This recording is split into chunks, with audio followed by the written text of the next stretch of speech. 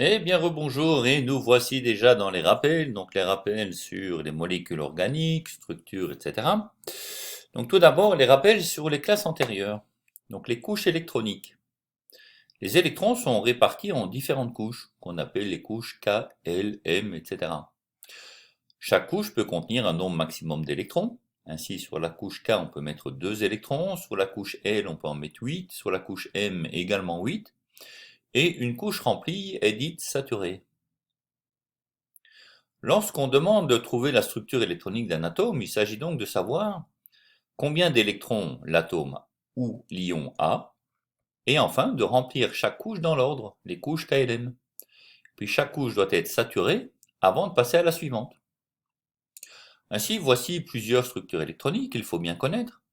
Donc l'hydrogène a un électron sur sa couche K, le carbone a 6 électrons, 2 sur sa couche K et 4 sur sa couche L. L'azote a 7 électrons, 2 sur la couche K et 5 sur la couche L.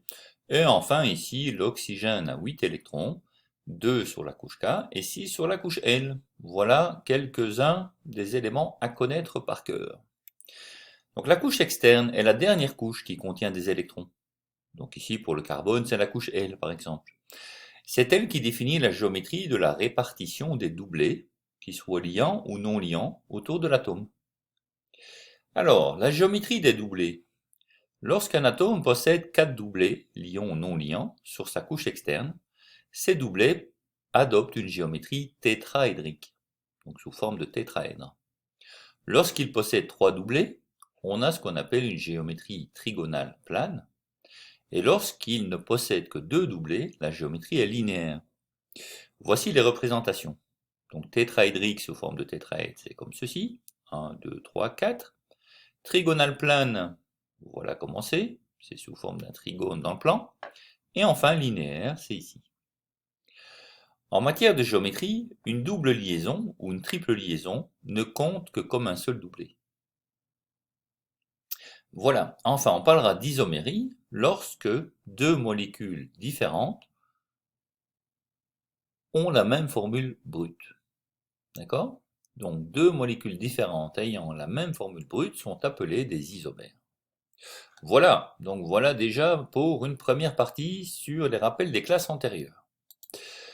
Ensuite, la représentation des molécules. Voici ici un modèle de l'alanine.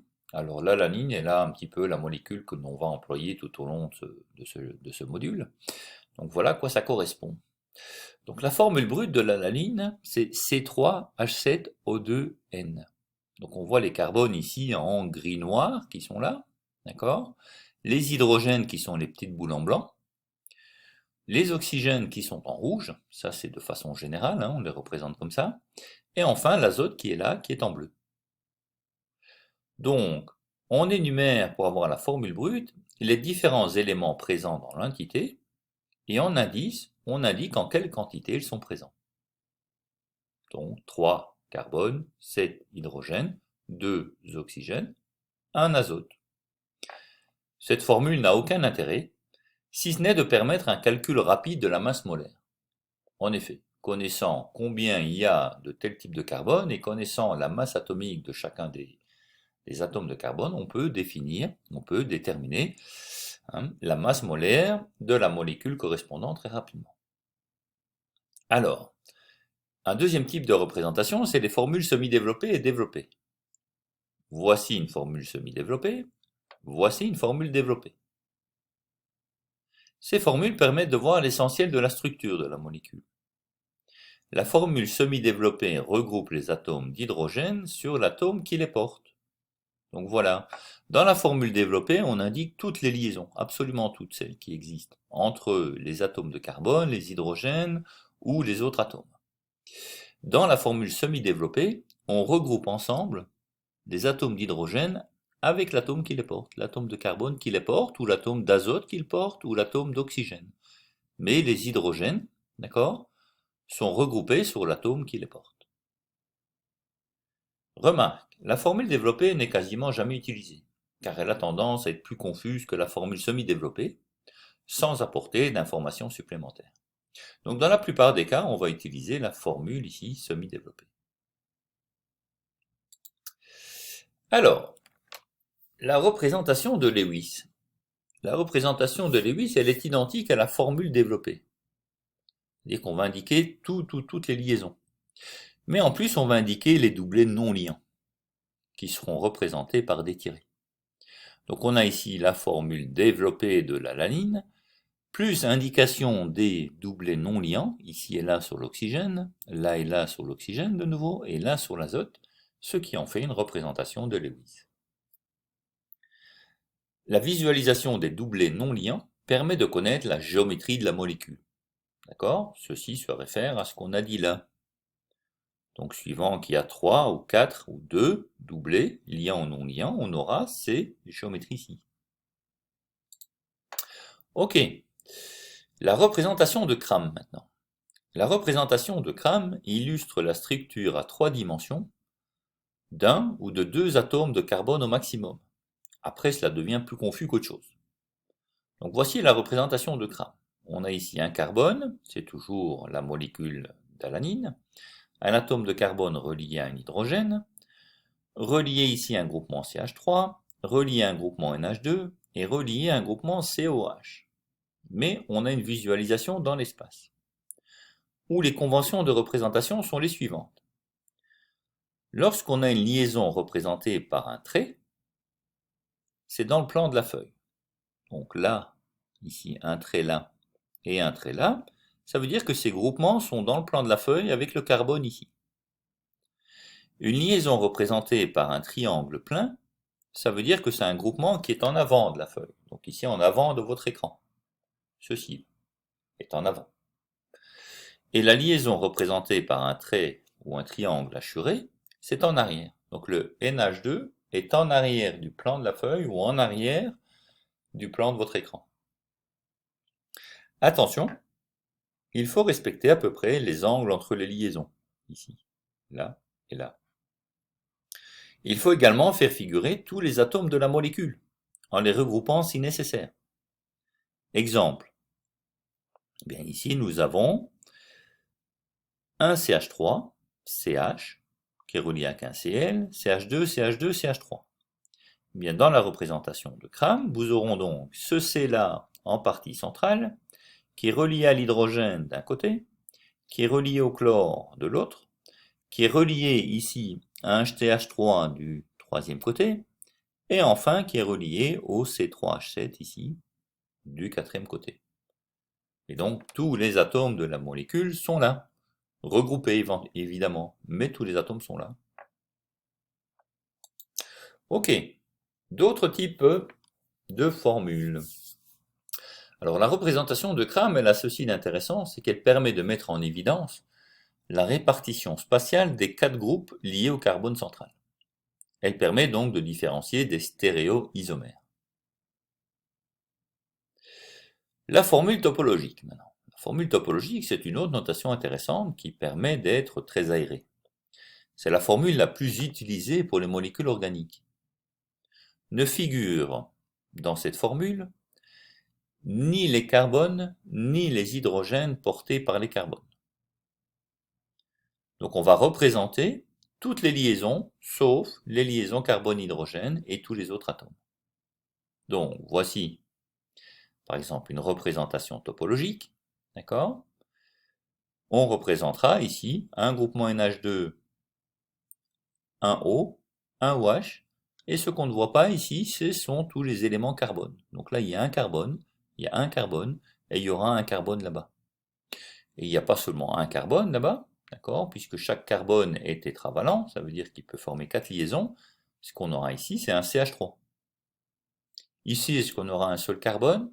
Eh bien non, ce ne sera pas non plus un seul carbone, parce qu'il fait 1, 2, 3 liaisons, donc il lui en faudra une quatrième, ce sera un CH. Et ici, en fait, ce que représente le lien là, le point ici, ce sera dans ce cas-ci, 1, 2, 3, 4, un carbone seul. Ok? Voilà, donc dans la formule topologique, on ne représente pas les carbones, ni les hydrogènes portés par les carbones. Mais il ne faut pas oublier qu'ils sont là implicitement. Donc attention, pour une question de clarté, il est nécessaire de faire figurer un angle entre deux liaisons CC. Sinon, il est impossible de savoir si un trait représente une ou plusieurs liaisons carbone-carbone. Carbone, carbone, carbone, carbone, carbone, carbone, carbone, carbone. Donc là, il y a des carbones partout. Et évidemment, puisque chaque carbone est tétravalent, il faudra à chaque fois faire, se dire aussi combien de H sont accrochés à ce carbone lorsqu'on veut repasser, par exemple, de la formule topologique à une formule semi-développée. Nomenclature maintenant. Alors, puisqu'il existe une quantité incalculable de composés organiques, l'IUPAC, c'est-à-dire the International Union of Pure and Applied Chemistry, a défini une règle de nomenclature, c'est-à-dire l'attribution d'un nom systématique. Systématique, ça veut dire qui découle d'un système de règles. Donc le nom IUPAC pour un composé organique contient deux parties. Une racine, qui indique combien d'atomes de carbone sont présents dans la chaîne carbonée, et un préfixe ou un suffixe qui indique la famille à laquelle il appartient. Donc si on prend la racine, qui indique combien d'atomes de carbone sont présents dans la chaîne, eh bien on aura que, suivant le nombre de carbone, 1, 2, 3, 4, 5, 6, 7, 8, 9, 10, la racine va être ceci. Pour 1, ça va être met, pour 2, et, 3, prop, 4, but, 5, pint, ex, hept, oct, non, des. Voilà la racine, qui va nous indiquer le nombre d'atomes de carbone présents dans la chaîne carbonée. Et puis on aura le préfixe ou le suffixe qui indique la famille. Alors, on va y revenir de façon systématique dans les quelques feuilles qui suivent, mais remarque, ces règles, attention, ont changé au cours du temps. Donc certains emballages ont toujours une étiquette avec des noms qui obéissent à d'anciennes nomenclatures, ce qui est parfois embêtant. De plus, beaucoup de composés courants possèdent un nom usuel qui est toujours utilisé. Par exemple, on pourrait avoir du méthylpropanedosol, qui est le nom actuellement en vigueur, donc c'est le bon nom. Du tertiobutanol, du méthylpropanol 2, du terbutanol, de l'alcool terbutylique, du triméthylcarbinol, du 2-méthyl-2-propanol, qui tous ces mots désignent la même molécule qui est là. D'accord? Donc on peut trouver plein de noms, mais il n'y en a plus qu'un qui est en vigueur actuellement, c'est le méthylpropanedosol. Voilà. Alors le méthylpropanedosol, il est là, donc c'est un alcool qui est accroché sur un carbone ici. D'accord? Alors, la plus longue chaîne, il faut toujours trouver une plus longue chaîne, eh bien ça va être par exemple soit CH3, CH3 comme ceci, soit CH3, CH3 comme cela. C'est pareil, c'est la même chose. Et ce qu'on voit, c'est que la fonction alcool, elle est fixée sur le deuxième, d'accord? Donc c'est pour ça qu'ici on a une chaîne carbonée qui contient 3 carbones, donc ça va être un prop. C'est une fonction alcool, donc ça va être un propanol. Ce ol, il se met en deuxième position, donc c'est un propanedosol. Et il y a un méthyle qui est accroché aussi en deuxième position. Donc c'est un méthylpropanedosol.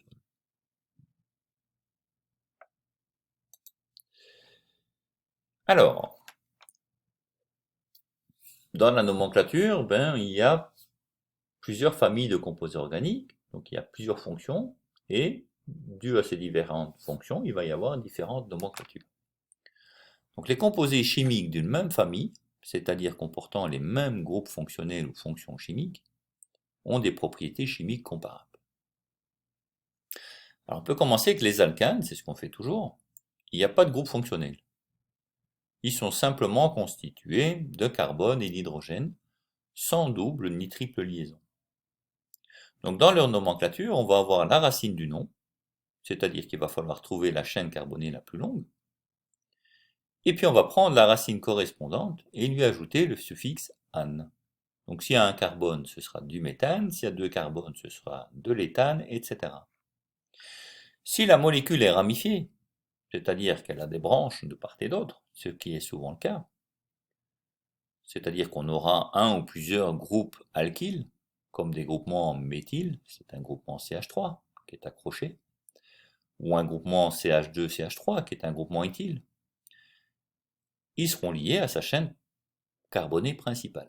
Et bien dans ce cas-là, ce qu'il faudra faire, c'est ajouter un préfixe indiquant le type de ramification, méthyle, éthyle, etc., avec éventuellement le préfixe di, tri, tétra, penta, s'il y a plusieurs ramifications du même type. Devant ce préfixe, il faudra indiquer la position de chaque ramification, s'il peut y avoir un doute sur cette position. Vous devez choisir le sens de numérotation de la chaîne carbonée, de manière à ce que ces positions soient les plus petites possibles. Enfin, il faudra classer les préfixes dans l'ordre alphabétique, sans tenir compte d'un éventuel di, tri, tétra, etc. Donc éthyle s'écrira avant méthyle, ou diméthyle ou triméthyle, qui lui-même s'écrira avant propyle, donc dans l'ordre alphabétique. Alors voici quelques exemples, d'accord, des alcanes. Donc ici sous forme topologique, tout ça est sous forme topologique. Nous avons donc ici 1 carbone, 2 carbones, 3 carbones, tout le reste étant des hydrogènes qui sont accrochés à ces carbones. 1, 2, 3, c'est un propane. Il n'y a pas de ramification. Ok? Ici, qu'avons-nous? 1, 2, 3, avec un groupement ici méthyle en position 2, mais comme il peut être qu'en position 2, pour un propane, ce sera un méthylpropane. On ne va pas lui dire que c'est un 2-méthylpropane, puisqu'il ne peut pas être autre part. S'il était là ou s'il était là, ce serait un butane. Ok? Alors après, ici, nous avons 1, 2, 3, 4, 5. 5 carbones dans la chaîne principale, donc c'est un pentane. Et le méthyle, ici, est venu se fixer au milieu, donc en position 1, 2, 3, que je pars de la droite ou que je pars de la gauche. Donc c'est un 3-méthylpentane. Ici maintenant, j'ai toujours 1, 2, 3, 4, 5, 5 atomes de carbone dans la chaîne principale, donc c'est un pentane. Donc j'ai deux groupements méthyl qui sont venus se fixer, et je dois les mettre de sorte à ce que les positions soient les plus basses possibles. Donc je vais avoir ici 1 en 2 et là en 3. Et je ne peux pas choisir dans l'autre sens, là en 3 et là en 4, parce que les numéros sont plus grands. Donc ce sera un 2, 3, diméthyle, puisqu'il y en a deux, pentane. Alors, un peu plus long ici. Nous avons une chaîne principale, cette fois-ci, qui comporte 1, 2, 3, 4, 5, 6, 6 carbones, donc c'est un hexane, et il va y avoir un méthyle fixé là, un deuxième là, et un troisième là. Alors qu'avons-nous? Eh bien, si je pars d'ici, je vais avoir 1, 2, 3, je vais avoir un 3, 3 diméthyle ici, et puis j'en ai encore un en 4. Donc c'est un 3, 3, 4 triméthylhexane. Ok, encore plus long?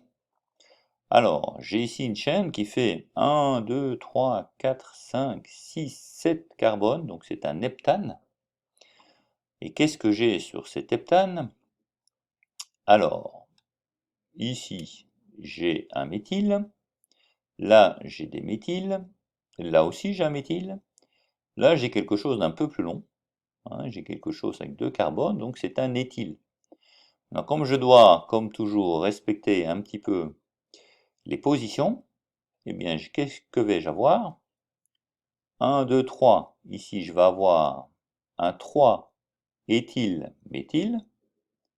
Mais après, je vais encore avoir ici, d'accord, un 4 méthyle, un 4 méthyle, et encore un 5 méthyle. Donc si je mets tout le monde dans le bon ordre, commençant par l'ordre alphabétique, c'est un éthyle. Il y a un éthyle en position 3. Il y a 1, 2, 3, 4 méthyles, donc ça fait un tétraméthyle, dont un est en position 3, 2 en 4, donc 3, 4, 4, 5. Donc 3, 4, 4, 5, tétraméthyle, heptane. Donc j'ai un 3 éthyle, 3, 4, 4, 5, tétraméthyle, heptane.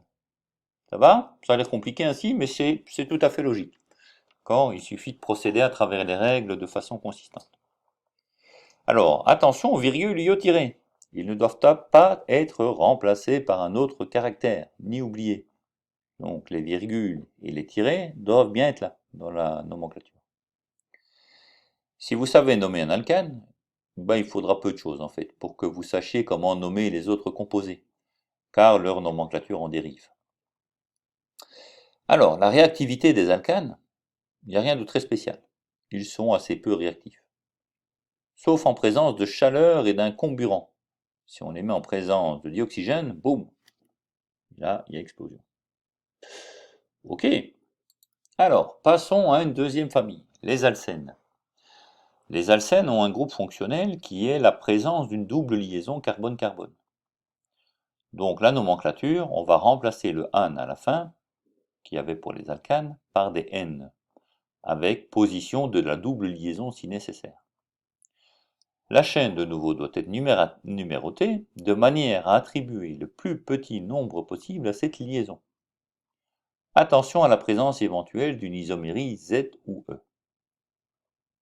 Alors, quelques exemples, toujours en formule topologique. 1, 2, 3 carbone avec une double liaison ici, c'est un propène. 1, 2, 3, 4. 1, 2, 3, 4 carbone avec une double liaison en première position, c'est un butène. Parce que la double liaison pourrait être ici en deuxième position. Comme il est là. D'accord? Donc là, ce serait un but 2N. Là aussi, on a un but 2N. On a une double liaison qui est en position 2. Alors la différence entre les deux, vous voyez, là c'est ce qu'on appelle des isoméries ZE. Alors pourquoi Z, pourquoi E? Parce que là, les deux groupements méthyl sont du même côté de la double liaison. C'est le Z, ça veut dire zusammen, ils sont ensemble du même côté de la double liaison. Tandis que là, on a ce qu'on appelle un isomère de type E, qui vient de l'allemand entgegen, c'est de part et d'autre de la double liaison. Donc les groupements ici méthyl sont de part et d'autre de la double liaison. C'est un isomère de type E. Tandis que là, quand ils sont ensemble du même côté de la liaison, c'est un zusammen, c'est ensemble en allemand, c'est du même côté. Enfin, ici on a aussi un butène 1, d'accord? Il y a bien la double liaison en première position sur une chaîne principale à 4 carbones, mais avec un méthyle accroché en troisième position. Donc c'est un 3-méthyl, but 1N. Alors la réactivité des alcènes, due à la double liaison qui peut s'ouvrir pour fixer d'autres réactifs, on peut avoir des réactions d'addition. Ok, encore une autre famille. Les alcools. Les alcools, le groupe caractéristique, c'est un groupe OH, qu'on appelle l'hydroxyle, un groupe hydroxyle, qui est lié à un carbone, appelé carbone fonctionnel, car c'est lui qui porte la fonction alcool, qui n'est lui-même lié qu'à des H ou à des carbones par des liaisons simples. Nomenclature, on va avoir un alcane plus une terminaison en ol, avec la position du groupe hydroxyle si nécessaire. Alors la classe d'un alcool, c'est comme vous l'avez vu en première S. Si le carbone fonctionnel est lié à aucun ou à un seul autre carbone, l'alcool est dit primaire. Si le carbone fonctionnel est lié à deux autres carbones, l'alcool est dit secondaire. Vous devinez évidemment pour alcool tertiaire, on va voir, et c'est résumé ici plus bas. Donc là j'ai un carbone, deux carbones, trois carbones, sur lequel il vient se fixer un hydroxyle en position 1, donc c'est un propane 1-ol. C'est un alcool primaire. Le carbone qui est là est fixé à un seul autre carbone. Là j'ai 1, 2, 3, et le groupement hydroxyle qui vient se fixer en plein milieu, sur la position 2, donc c'est un propane 2-ol. Et le carbone qui est là est lié à deux autres carbones, donc c'est un carbone, d'accord? C'est une classe secondaire, c'est un carbone secondaire, un alcool secondaire. Ici, cette fois-ci, j'ai toujours un 1, 2, ici, 1, 2, 3, ou 1, 2, 3 par là, ou 1, 2, 3 comme ça, comme vous voulez, d'accord? Dans tous les cas, c'est un propane avec le OH fixé en position 2, donc c'est un propane 2-ol, et il y a un groupement méthyle qui est fixé de l'autre côté. Voilà, ça c'est un alcool tertiaire. La réactivité, il y en a pas mal, hein, c'est complexe et varié. Alors, il y en a toute une série de familles. Si vous avez besoin de faire un petit break, mettez en pause, mettez en pause, allez boire un verre, et puis revenez par après quand vous êtes un petit peu reposé, parce que là, il y a une série de choses à faire. Voilà, donc je vous engage à faire ça. Mettez en pause maintenant. Et allez changer d'air pendant 2 minutes, puis vous revenez. Alors, voici la famille suivante, ce sont les aldéhydes. Le groupe caractéristique est un groupe CO, C double liaison avec O, ce qu'on appelle un carbonyle, en bout de chaîne. Donc inutile d'indiquer sa position, c'est sans équivoque. Ce sera toujours en bout de chaîne, pour l'aldéhyde. Donc la nomenclature, ce sera un alcane plus une terminaison en al. Donc là, j'ai un 1, 2, 3 carbones sur lequel il vient se fixer la double liaison O, donc c'est le CO. C'est donc un propanal. Réactivité de nouveau complexe et variée, s'oxyde facilement en acide carboxylique. L'acide carboxylique, c'est le COOH. Les cétones. Les cétones, groupe caractéristique, c'est aussi un CO, double liaison, carbonyle, mais qui n'est pas en bout de chaîne. Donc c'est ce qui le différencie d'un aldéhyde. L'aldéhyde, c'est un CO en bout de chaîne. L'acétone, c'est un CO qui n'est pas en bout de chaîne. Donc nomenclature, cette fois-ci, on va avoir alcane plus une terminaison en on, avec position du groupe carbonyle si nécessaire. Donc dans ce cas-ci, qu'avons-nous? 1, 2, 3, 4 carbones, donc c'est un butane, avec la double liaison CO ici, donc c'est un butanone. Alors on ne précise pas, pourquoi? Parce que c'est un butanone qui soit là ou qui soit là. S'il est ici, on le lira de droite à gauche. S'il est là, si le CO, la double liaison est ici, on le lira de gauche à droite. D'accord? Alors le suivant, par contre, il faut le spécifier. Où est accrochée la double liaison O. Parce qu'on a ici 1, 2, 3, 4, 5, 6 carbones. Donc c'est un hexane à la base, avec une double liaison CO en position 2. Donc c'est un hexane de on. Alors, réactivité de nouveau. La réactivité des deux familles précédentes, des aldéhydes comme les cétones, possède des similitudes. Donc, la réactivité est complexe et variée, ça réagit de différentes façons selon ce qu'on fait. Les cétones s'oxydent beaucoup moins facilement que les aldéhydes, car cette oxydation nécessite une rupture de la chaîne carbonée. Prochaine famille, les amines. Donc, dans les amines, le groupe caractéristique, c'est un atome d'azote lié à un ou plusieurs groupes alkyles, méthyle, éthyle, etc., et des hydrogènes si nécessaire. Le groupe NH2 est appelé un groupe amino. Nomenclature. Dans le cas des amines primaires, qui possèdent un groupe NH2, la nomenclature ce sera alcane plus terminaison amine. Il faut indiquer la position du groupe amino si nécessaire. Si l'amine est secondaire, c'est-à-dire qu'elle est liée à deux groupes alkyles, terme général pour désigner les groupes méthyle, éthyle, etc., le groupe le plus petit est considéré comme une ramification sur le N et portera donc le numéro N. Pareil en cas d'amine tertiaire. Voilà pour la nomenclature. Donc, quelques exemples. Ici, ce qu'on aura, c'est un seul carbone sur lequel est fixée une amine. Donc ce sera un méthanamine. C'est une amine primaire. Ici, qu'est-ce que j'ai? J'ai un carbone par là, j'ai un carbone par là, d'accord? Et j'ai le NH qui est fixé entre les deux. Donc en fait, j'ai un méthanamine, et sur lequel est venu se fixer un groupement méthyle. Donc c'est un N-méthylméthanamine. C'est une amine secondaire.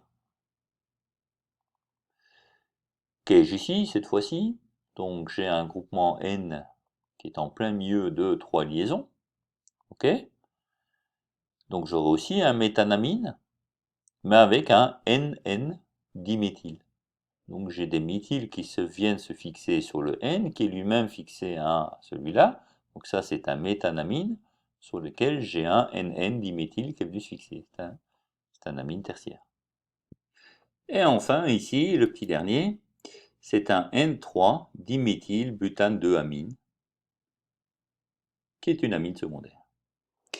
Alors la réactivité de ces amines, elle est complexe et variée de nouveau. Elles sont souvent toxiques et sentent mauvais. Bon, c'est ainsi. Alors, on continue dans nos classes, ça en fait beaucoup, mais bon, vous êtes en terminale, vous êtes des grands, il faut faire ça complètement. Donc les acides carboxyliques. Le groupe caractéristique est un groupement carboxyle, COOH. Il se situe forcément en bout de chaîne. Donc là, pas de problème, il n'y aura pas de numérotation, c'est en bout de chaîne forcément. Donc la nomenclature, ce sera un acide alcanoïque. Ou alcane désigne le nom d'alcane correspondant. Donc ici, j'ai un carbone sur lequel, donc ça c'est, ici, c'est le groupement carboxyle, COH qui est fixé à un autre carbone, donc c'est un acide éthanoïque. Et là, j'ai un acide méthylpropanoïque.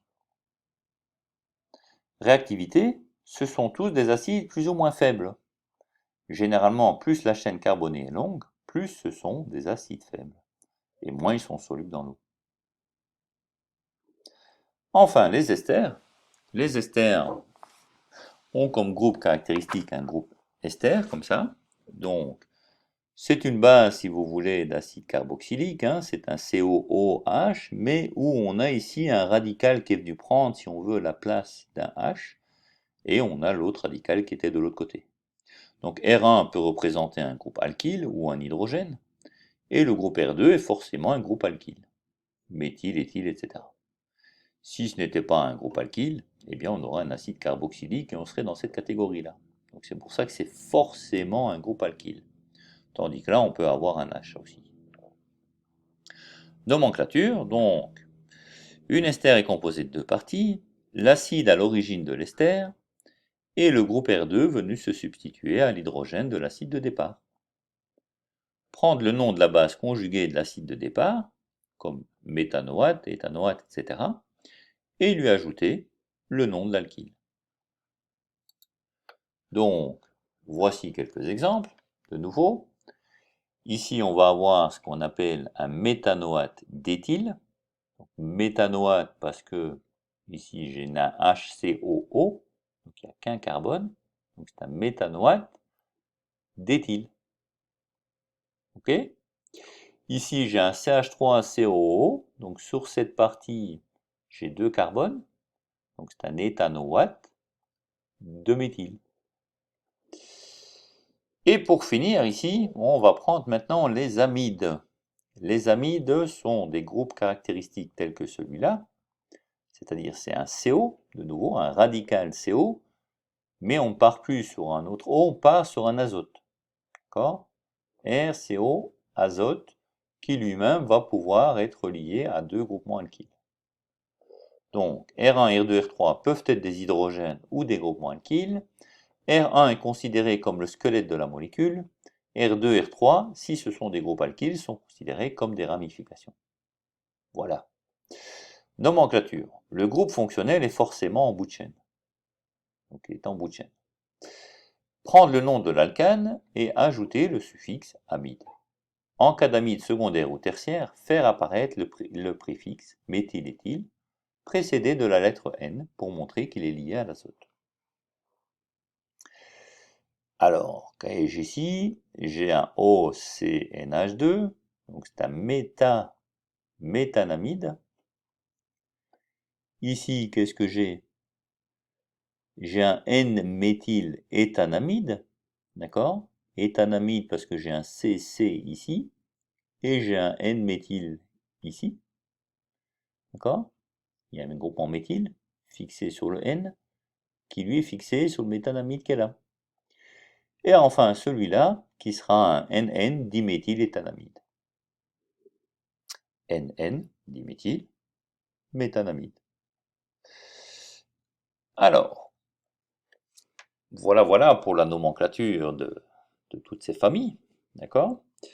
Et on va repréciser maintenant un petit peu la différence entre groupe fonctionnel et groupe caractéristique. Donc un groupe fonctionnel, c'est un groupe d'atomes qui détermine la famille à laquelle appartient la molécule. D'accord? Donc les groupes fonctionnels, c'est tout ce qu'on vient de voir. Le groupe caractéristique, c'est un groupe fonctionnel qui comporte au moins un hétéroatome, c'est-à-dire un atome autre que C ou H.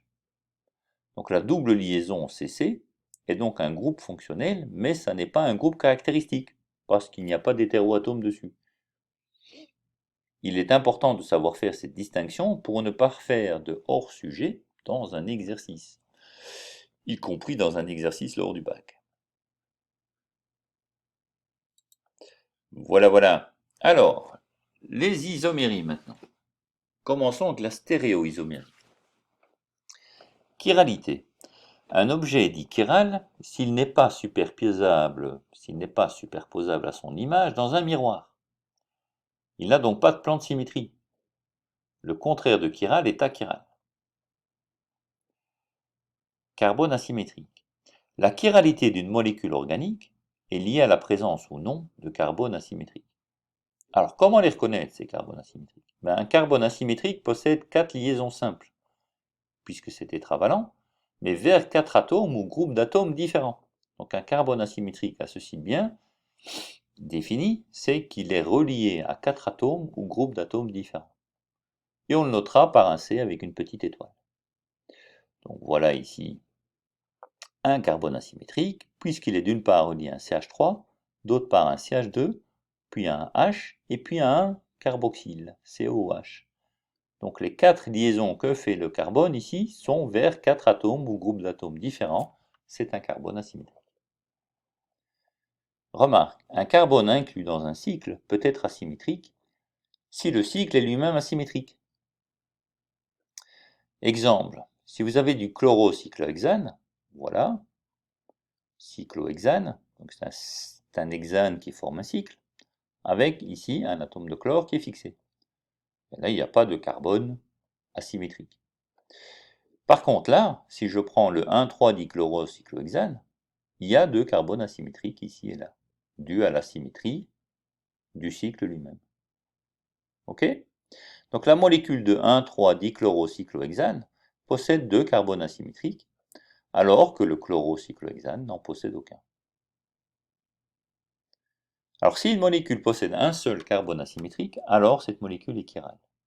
Si elle en possède 2, elle peut être chirale ou pas. Donc là, il faut faire attention. Il y a des règles à suivre. Alors, dans tous les cas, une molécule chirale ne possède pas de plan de symétrie. Bien.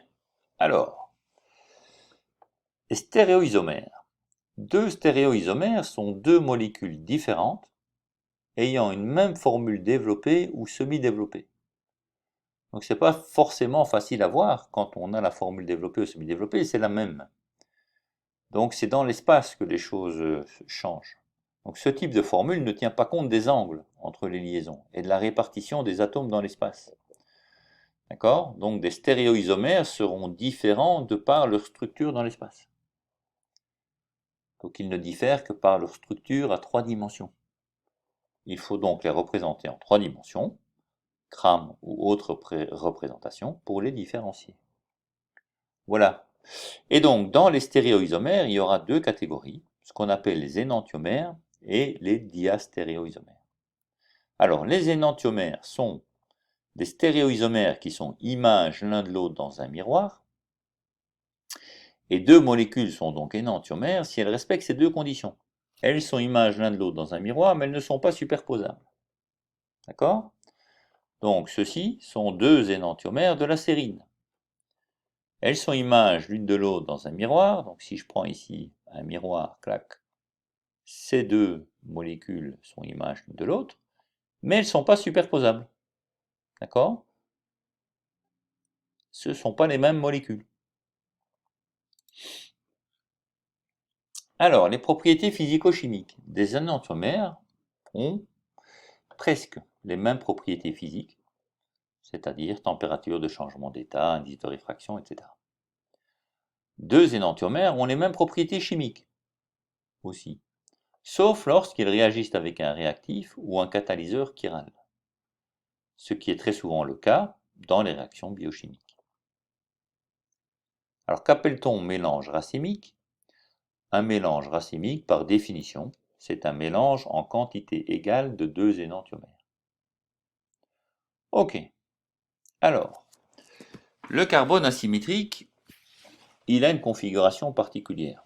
Souvent on dit une configuration R ou S. R pour rectus, NS pour sinister. Alors, un carbone asymétrique peut avoir 2 configurations possibles. Pour différencier ces deux configurations, voici une méthode. Alors cette méthode, je vous le dis, hein, elle n'est pas dans le programme, elle est hors programme, mais elle est bien utile pour les reconnaître. Donc, de quoi s'agit-il? Il faut placer une des liaisons du carbone mentalement vers l'arrière. Et regarder ensuite l'enchaînement des trois autres atomes ou groupes d'atomes liés au carbone. Il y a deux enchaînements possibles, qui correspondent aux deux configurations possibles. Exemple, si je reprends la sérine qui était sur la page d'avant, où on avait déterminé que c'était des énantiomères, eh bien, dans la représentation de la sérine, si on place la liaison CH vers l'arrière, elle est ici, là, dans la représentation de Cram, le CH est bien vers l'arrière dans les deux cas, eh bien, on n'aura que dans le sens des aiguilles d'une montre, dans un cas ici, le NH2 va vers le CH2OH qui va vers le COOH. Donc l'arrangement des groupements est comme ça. D'accord?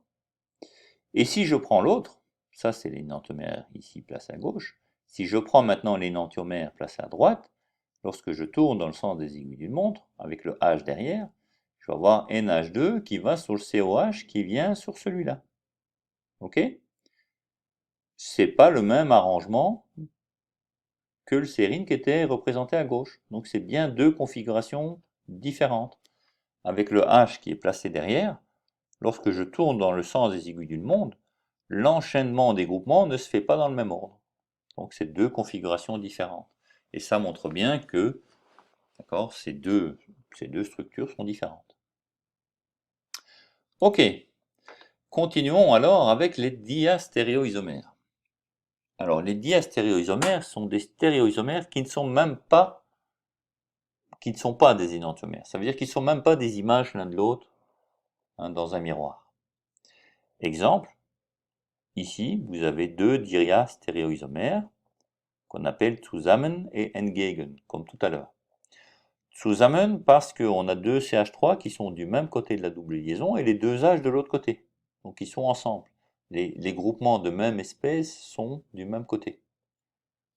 Ça c'est configuration Z. Et si maintenant les CH3 sont de part et d'autre et les H sont de part et d'autre, alors c'est pas forcé d'être que des CH3 ou que des H, hein, mais voilà, les groupements sont de part et d'autre, ça c'est ce qu'on appelle la configuration entgegen. Donc ça sont des stéréoisomères. Ces deux-là ne sont pas images l'un de l'autre dans un miroir. Pareil ici, si je prends ces deux molécules-là, c'est des molécules qui ont deux carbones chiro, d'accord? Mais si on regarde bien ces deux molécules, elles ne sont pas en aucun cas images l'une de l'autre par un miroir non plus. Ok? Et d'autres types de diastéréoisomères sont également possibles.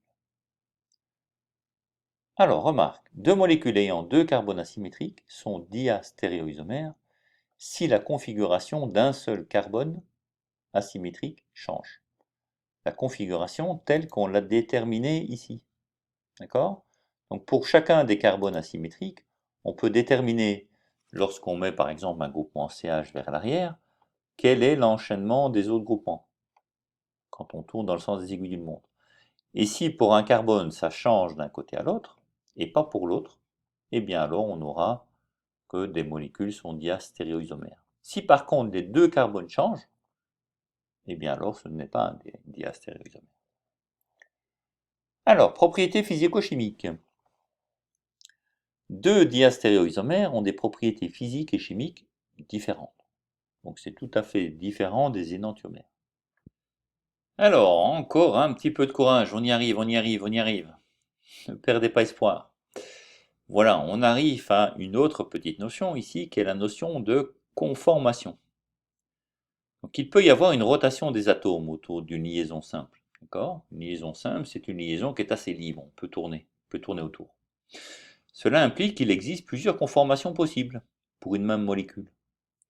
Et les différentes conformations n'ont pas la même énergie en général. Certaines sont plus stables que d'autres.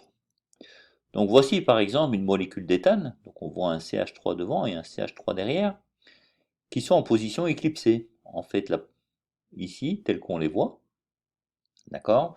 le CH3 de devant éclipse le CH3 derrière parce qu'ils sont exactement mis dans la même disposition, devant et derrière. Ça, c'est une énergie qui est grande, c'est pas stable ça. La configuration la plus stable est celle-ci, où on a le CH3 de devant qui est bien tourné par rapport au CH3 de derrière, c'est ce qu'on appelle ici une conformation qui est décalée, d'accord? Et ça correspond à l'énergie la plus stable parce que les groupements CH3 qu'il y a ici autour ne se gênent pas les uns les autres, mais occupent l'espace qu'il y a chaque fois entre deux qui sont à l'arrière. Ok? Donc la configuration, la conformation la plus stable sera celle-ci.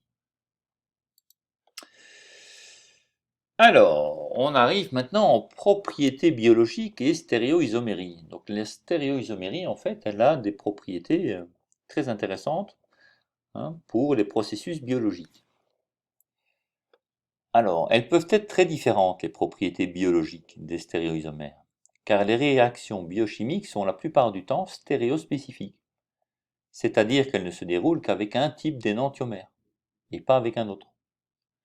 Ainsi, une molécule chirale peut avoir un énantiomère qui peut servir de médicament, et un autre qui est sans effet, ou pire, qui peut avoir des effets néfastes importants. Alors, la conformation des protéines, c'est quelque chose qui est assez compliqué, mais les protéines adoptent une conformation qui leur confère leurs propriétés spécifiques.